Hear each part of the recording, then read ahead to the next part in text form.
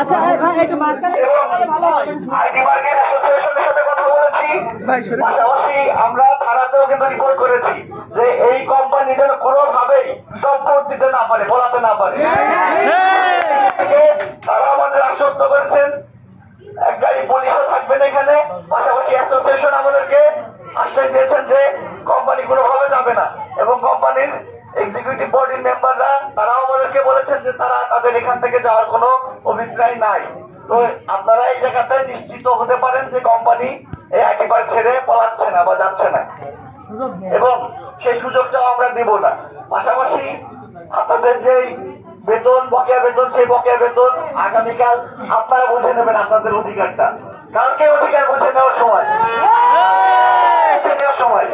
তারা তাদের পুরো আশ্বাসে আপনারা বলবেন না, এটা হচ্ছে আমাদের কথা। তারা পুরোপুরি সেখানে রেজাল্ট নিয়ে, আপনাদের রেজাল্ট নিয়ে আপনারা তাদেরকে যশোর থেকে যাইতে দেবেন, এটাই হচ্ছে আমাদের কথা। আমরা আপনাদের সাথে আছি।